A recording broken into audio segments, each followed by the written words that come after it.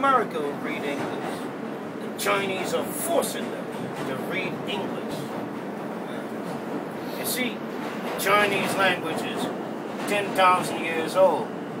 And languages that are 10,000 years old can't do the modern shit. But English is only 100 years old. And so, it's a modern language for modern times. See, you have to face reality when a language becomes obsolete. The Chinese have understood that they need a modern language in order to prosper in the modern world. And that language they chose was English. So in China, they're forcing people to read English. One good thing about the Chinese, they know how to force people. Damn.